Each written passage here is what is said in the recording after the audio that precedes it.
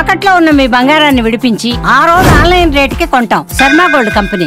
నేను ప్రస్తుతం విజయవాడ రామలింగేశ్వర నగర్లో ఉన్న గాయత్రి రోడ్లో ఉన్నా. ఇక్కడ కొంతమంది బాధితులు ఉన్నారు.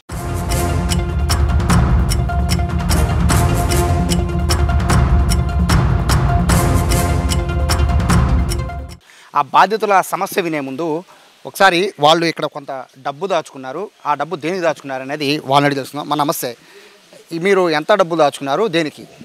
2 లక్షలు చీటీ వేసానండి, అయిపోయింది. 6వ నెల నుంచి నేను పాడుకుంటాను నెమ్మడి తిరిగి. దేనికి దాచుకున్నారు? అప్పు తీర్చుకుంటానికి. మీరు? మేము పిల్లల చదువులకి మనం ఎంత దాచుకున్నారు? 5 లక్షల చీటీ అయిపోయింది మే నెలలో. 6 లక్షలు. మీరమ్మా? పిల్లల చదువులకని, ఇల్లు బాగు చేయించుకోవడానికని, అప్పులు తీర్చుకోవడానికని దాచుకున్నాము. ఎంతండి మీ అమౌంట్? 2 లక్షల చీటీలు 3 అండి. మీది? మాది 2 లక్షల చీటీలు 3 అండి. మొత్తం 7 లక్షలు అండి మాది. ఇల్లు కట్టుకోవడానికి దాచుకున్నాం. మీరమ్మా? 2 లక్షలు అండి. మేము ఇల్లు అప్సేసి ఇల్లు కొనుక్కున్నాం. 3 లక్షలు కట్టేసాం పూర్తిగా. 3 నెలలు మట్టి ఇస్తా అని. 3 నెలలు. సో మీరు పెళ్ళికి రైట్. మీరు? మా ఇంటికి బాకీ ఉందండి, బాకీ తనకేసుకున్నాను. ఎంతండి? 4 లక్షలు అండి. మీరు? అది వచ్చి 5 లక్షల సీట్ ఒకటి, 2 లక్షల సీట్ ఒకటి అండి. అది 2 లక్షల సీట్ వచ్చేమో 6 పాటలు అయిపోయినాయండి. 5 లక్షల సీట్ అయితేనే పూర్తిగా అయిపోయింది. మీరు దేనికి దాచుకున్నారు? నేను దాచుకుందని నాకు స్థలం కూడా, ఇల్లు కూడా ఏం లేదండి. స్థలం గురించి దాచుకుందామని చెప్పి రూపాయి కూడా పెట్టుకుంటే వస్తాయిలే మడసంగా అని చెప్పి తీసుకుందామని చెప్పి పెట్టానండి. సో ఇక్కడ మీరు దేనికి దాచుకున్నారు? చీటీ పిల్లలు అదే వర్కర్లు ఉన్నారు. మా పాప కూడా అమౌంట్ పంపించడానికి కోసం చేసాము సార్ చీటీ. మీరమ్మా? మేము సీట్లు వేసామండి. 5 లక్షలు 4 సీట్లు. వడ్డీలో ఇంట్రెస్ట్ బాకీలో ఉండి అసలు పాడినా కానీ 4 నెలలు అవుతుందో ఇవ్వలేదు. దేనికండి? దేనికి సంబంధించి మీ డబ్బులు తెచ్చుకుండా వేసుకుంటాం. మీరు? మేము ఇల్లు కట్టుకున్నామండి. 5 లక్షలు చీటీ వేసాను. లేదండి, 15 నెలలు కట్టాము ఇప్పటికి. ఈ మంత్తో 16వ నెల. మీరమ్మా? 2 లక్షలు చీటీ వేసామండి, ఇంటి అప్పులు తీర్చుకోవడానికి అని చెప్పి ఆగాం. మీరు? మేము 5 లక్షలు చీటీ వేసామండి. 5 లక్షల చీటీ వేస్తే ఇస్తానమ్మ ఒక నెలక, నేను ఇక్కడ ఇల్లు కొనుక్కున్నాను, 30 సంవత్సరాల నుంచి ఉంటున్నాను, మేము వచ్చి 30 అండి, ఆమె వచ్చి 25, 20. అంటే దేనికి దాచుకున్నారు డబ్బులు? దాచుకోండి, మేము అప్పు కట్టుకోవాలని దాచుకున్నామండి. అప్పు. సో ఇక్కడ మనకు కనబడుతున్న వాళ్ళు జస్ట్ 10%. అంటే ఇక్కడ ఉన్న వాళ్ళు కేవలం 20 మంది. 200 మంది రామలింగేశ్వర నగర్లో ఒకళ్ళు పెళ్లి కోసం, ఒకళ్ళు ఇల్లు కట్టుకోవడానికి, ఒకళ్ళు ఇంటి మీద అప్పును తీర్చుకోవడానికి 1 కాదు 2 కాదు రకరకాలుగా ప్రతి నెల కూడా 25,000 రూపాయలు ప్రతి నెల తిన్నా తినకపోయినా 25,000 రూపాయలు తెచ్చి ఎవరికి ఇచ్చారు తెలుసా? ఒకసారి ఈ ఫోటో చూడండి.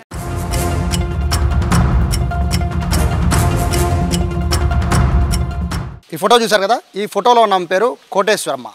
ఆవిడ ఇక్కడ దాదాపు 20 ఏళ్ళకి ఇదే రామలింగేశ్వర నగర్లో ఉండి చీటీలు వేస్తూ ఉంటుంది. బాగా తెలిసిన పర్సన్ అని చెప్పి ఇక్కడ ఉన్న వాళ్ళందరూ 200 మంది దాదాపుగా 10 కోట్ల రూపాయలు 10 కోట్ల రూపాయలని అందరూ దాచుకుంటే 3 నెలలుగా చీటీ డబ్బులు ఇవ్వకుండా, పాడిన వాళ్ళకు కూడా డబ్బులు ఇవ్వకుండా ఆవిడ సడన్గా ఇక్కడి నుంచి టోపీ పెట్టి వెళ్ళిపోయింది. సో ఇప్పుడు వీళ్ళ పరిస్థితి ఏంటి? దాదాపు 1 వీక్ అవుతుంది ఇప్పటి వరకు ఆవిడ జాడ ఇంతవరకు తెలియలేదు. పోలీసులకి వీళ్ళు కంప్లైంట్ ఇచ్చినా ఇంతవరకు రెస్పాన్స్ లేదు. ఆవిడ ఎక్కడుంది, ఆ డబ్బులు ఏమయ్యాయి? ఒక్కొక్కళ్ళది ఒక్కొక్క కన్నీటి గాథ. బేసిక్గా వీళ్ళ మొహాల్లో ఎవరిలో కూడా అంటే చెప్పేటప్పుడు ఎంత బాధపడుతున్నారంటే వాళ్ళది రూపాయి కూడబెట్టుకున్న కష్టం. ఇది కనీసం వాళ్ళ పిల్లలతోనే సంతోషపడేవాళ్ళు. వాళ్ళెవరో బయట వాళ్ళకి ఇచ్చి దాదాపుగా 10 కోట్ల రూపాయలు అంటే మామూలు విషయం కాదు. సో వీళ్ళందరికీ ఇప్పుడు ఎవరు న్యాయం చేస్తారు? బేసిక్గా అనాథరైజ్డ్ చీటీస్ అనేవి రెగ్యులర్గా ఉంటూనే ఉంటాయి. కానీ అనాథరైజ్డ్ చీటీస్కి ఇప్పుడు ఆ బాధితురాలను పట్టుకుంటే తప్ప ఆ డబ్బులన్నీ బయటకు వచ్చే పరిస్థితి లేదు. ఇంత డబ్బు దాచుకున్నారు, 1 కాదు 2 కాదు 200 మంది ఈ కాలనీ వాళ్ళే.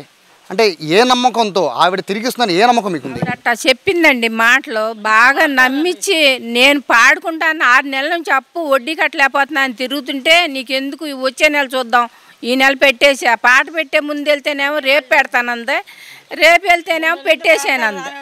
ఫోన్లో పెడుతుంది పాటలు. పాడకానికి రానివ్వట్లే. 5 లక్షల చీటీ మే నెలలో అయిపోయింది.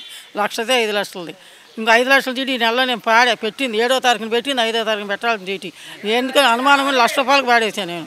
4 లక్షలు. ఇంకా కొత్త సీట్లు అన్నీ 12 అయిపోయినాయి. 5 లక్షలు. 2 లక్షల చీట్లు 2, ₹1,00,000 చీట్లు 3.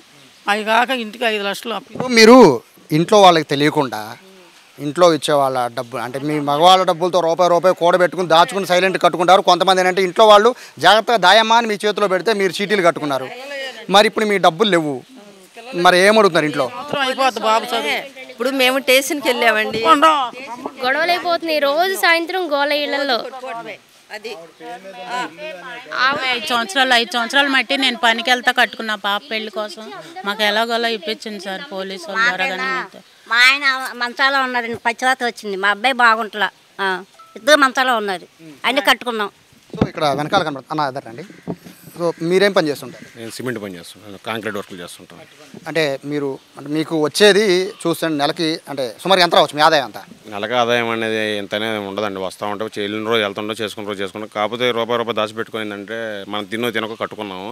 నేను 7 నెలల నుంచి అడుగుతున్నాను, కొత్తలకు పాట ఇవ్వను అని చెప్పి నన్ను మోసం చేసిందండి. లాస్ట్ దాకుండా నీకు ఎందుకు ఇప్పిస్తాను, నీకు ఎందుకు ఇచ్చేస్తాను, ఆగండి అని చెప్పి అన్నారు. సర్లేండి మనోళ్ళే అని చెప్పి మా మామయ్య గారిని అడిగితే ఆడికి బోల్దాడు, కొత్త వాళ్ళే కదా ఇస్తాను లేకపోతే నేను 3వ పాట పాడుకుంటాకి వెళ్తే కూడా 70 నుంచి 80 వేల పాట పెంచేసింది. సర్లే లాస్ట్ దగ్గర 2 పాటలే కదా ఉంది, లాస్ట్ తీసుకుందని చెప్పి ఆగాను నేను. లాస్ట్ పాట మనకి ఇస్తానని చెప్పింది. రేపు 20వ తారీఖు ఇస్తా, 10వ తారీఖు ఇస్తా, అట్లా వారం గడుపుకుంటా నన్ను బాగా ఇబ్బంది పెట్టేసిందండి. ఇంట్లో ఫ్యామిలీ చాలా గొడవలు అయిపోయింది. మా అమ్మగారు ఎంత కట్టారు? 5 లక్షల చీటీ అయిపోయి 3 నెలలు అయింది. దేనికి డబ్బులు దాచుకున్నారు?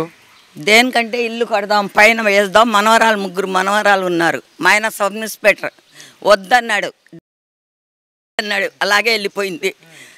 సరే వద్దు బ్యాంకులో కడదాం, 25 కాసులు బ్యాంకులో ఉన్నాయి, దానికి కడతాం. వద్దంటే నాది బలవంతం. నా కొడుకు 3 ఆడపిల్లలు ఉన్నారు. మాకైతే అక్కర్లా, 10 మందిని పెంచగలుగుతాను నేను. చేసి నేనే లారీ తీసుకునేటప్పుడు 40,000 ఇచ్చాను. ఉట్టిదే చీటి పాడి వస్తే అయ్యో తీసుకెళ్ళు నాకు ఇవ్వమని. మీరు వద్దన్నారు, మీ ఇంట్లో వాళ్ళు వద్దన్నారు, మీరు కట్టారు. మరి ఇప్పుడు ఏమంటున్నారు మీ ఇంట్లో వాళ్ళు? కొడతాం కాదులే, మాట్లాడతాం. ఆయనకి నాకు మాటలేవు. ఎందుకు చెప్తే ఇలా నేను వెళ్ళి అడిగి వస్తాను. 3 నెలలు అయింది చీటి పాడాను. నేను వడ్డీ వేసి ఇస్తాను, 5,000 ఇస్తానంది. మేము వడ్డీలు తినే మనుషులుగా నీకు తెలుసుగా, నేను వడ్డీ నీకు కట్టాను కానీ నేను దగ్గర వడ్డీ నా డబ్బులు నాకు ఇచ్చేసి నేను నగలు ఇరిపించుకో. 5 లక్షలు 5 లక్షలు కాదండి, వినండి. మళ్ళీ ఇంకొక 5 లక్షలు 16 చీట్లు అయిపోయినాయి. 16 ఒకటి ఇంకోటి 10 ఇంకా 2 లక్షలది 8 అయిందో 12 అయిందో అది అన్నీ మొత్తం రాసే ఉన్నాయి. ఆయనే రాశారు. వద్దంటే ఇంట్లో లేదు, జీతం అంతా తగలబెట్టేస్తున్నామని తిట్టిన 20 సంవత్సరాల నుంచి తెలుసు. బట్టలు ఉతుక్కుని బతికేది బట్టలు ఉతుకుని మీరు ఎంత దాచుకున్నారు? దేనికి, ఏ పర్పస్? మేము మధ్యలో మా ఉండి వేయించామండి. మా పిన్నోళ్ళు వాళ్ళ పిల్లలు ఈ మధ్యన జాబులు వచ్చి ఇల్లు కట్టుకుంటా కానీ ఊళ్ళో వేశారు. వేస్తే ఒక 6 లక్షలు ఉన్నాయి. వాళ్ళ 6 లక్షలు ఇస్తే 3 లక్షలు ఇచ్చింది, ఇంక 3 లక్షలు ఇవ్వాల. వాళ్ళు బాగా చిన్న బతుకులు వాళ్ళే కాడ. ఈ మధ్యలో ఏదో పిన్నోళ్ళు ఇల్లు కట్టుకుంటారు కదా అనేసి ఉంచాం. తర్వాత మా ఆయన ఆటో డ్రైవరు, నేనేదో దాంట్లో పనిచేస్తాను, కట్ట మీద హోటల్లో పనిచేస్తాను. మా యొక్క 2 లక్షలు ఉన్నాయి. అలాగే పిల్లల చదువుల కోసం అనేసి ఇన్సూరెన్స్ ఆటోకి ఫైనాన్సే కట్టుకుందామనేసి అలా వేసుకున్నాం. కొత్త ఆటో కొనుక్కోవాలి అది అని వేసుకుంటే ఆ డబ్బులు కూడా ఇలా తినేసేసింది. ఇలా లేకోకుండా ఇప్పుడు మమ్మల్ని అందరినీ రోడ్డు మీద మా వాడగడ ఈ గల్లీ నుంచి ఆ చివరి వరకు అన్ని చిన్న బతుకులు అండి. చాలా రూపాయి పోగేసుకుని ప్రతి వాళ్ళు ఏదో చేసుకున్నాం, కళలు అన్నీ నాశనం చేసేసింది. 10 సంవత్సరాలు బట్టి ఇచ్చింది, 10-15 సంవత్సరాలు బట్టి ఇచ్చింది. ఇప్పుడు సడన్గా అసలు ఎవ్వరు నమ్మకం ఇది లేదండి, అలా నమ్మకం ఇచ్చేసేసింది ప్రతి ఒక్కరు. మా అన్నీ మేము పాడుకున్న మే 20కి మా 6 లక్షల చీట్లు అయిపోయినాయి. ఇదిగో రేపెత్తా, అదిగో రేపెత్తా అని ఫస్ట్ మే 20 అయిపోతే జూన్ 20కి చెప్పింది. జూన్ 20కి జూలై 15కి చెప్పింది. జూలై 15 అందే ఆ రోజు ఫోన్ చేసి కూడా గొడవాడాను. ఏంటి ఇలా చెప్తున్నావు, వాళ్ళు డబ్బులు అడుగుతున్నారు ఏంటి, మాకు ఇవ్వాల్సిందే, మధ్యలో ఉండిపోయి నేను ఇట్లా ఉన్నానని అనేసి అంటే లేదు 20తో లాస్ట్ డేట్ ఉంది. 20తో లాస్ట్ డేట్ అంటే నేనేం చేశాను, 20 సాయంత్రం వెళ్దామని బడికి శుక్రవారం నాడు ఇట్లా నైట్ ఇట్లా జరిగిందని తెల్లారి పొద్దున్న జరిగితే ఇంకెవరికాళ్ళే గోలు అన్నాము. మా పిల్లల చదువుల గురించి ఇలా మేము వేసుకున్నాం రూపాయి కోసం. ఇవాళ ఎన్ని నాశనం చేసేసింది. మా డబ్బులు మాకు ఎట్లా కొట్ట మీడియా తరఫున మీరు ఎట్లా కొట్టలో లాక్కిచ్చి మా డబ్బులు మాకు ఇప్పించాల్సిన కోరుతున్నాం. వాళ్ళ అమ్మకి వాళ్ళందరికీ తెలుసు కానీ డ్రామాలు ఆడుతున్నారు. వాళ్ళకి ఇచ్చింది అంటున్నారు. ఇచ్చిందని నిన్న సాయంత్రం కాడ వాళ్ళు మా వెనకమాలు వచ్చి డబ్బులు రాపిచ్చి కాడ మా ఇదేంటి వాళ్ళేమో అదేంటి వాళ్ళ అమ్మ అందంట, ఇదేంటి వాళ్ళ ఫలానా వాళ్ళకి సంటి అని అతనికి 14 లక్షలు ఇచ్చేసేసింది. ఏమి అవసరం లేదు, 14 లక్షలు అని రాపిచ్చారంట, 2 లక్షలు ఇవ్వాలి అని వాళ్ళోళ్ళు ఒక అతనేమో మా వెనకమాలు వచ్చి డబ్బులు రాపిస్తున్నారు. ఇప్పుడు దాకా అయితే ఇక్కడ ఉన్న వాళ్ళు ఎవరికి న్యాయం జరగలేదు. సో గురుగారు మీరు ఎంత దాచుకున్నారు? మాది 8 లక్షలు సార్. దేనికి, ఏ పర్పస్ మీద? 5 లక్షల చీటీ ఒకటి, 1,00,000 రూపాయల చీటీ ఒకటి, 16 months అయిపోయిందండి. మాకు 2 లక్షలు విడిగా మళ్ళీ ₹2 వడ్డీకి అని చెప్పి ఇచ్చాం మేము.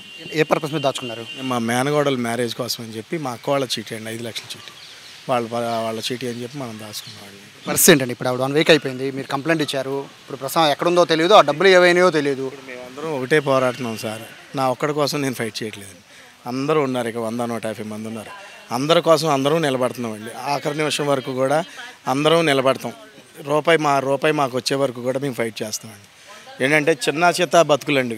కూలి పనులు చేసుకునే వాళ్ళు ఉన్నారు, ఆటోలు తోలుకునే వాళ్ళు ఉన్నారు, హోటల్లో పని చేసుకునే వాళ్ళు ఉన్నారు, అనేక మంది ఉన్నారండి.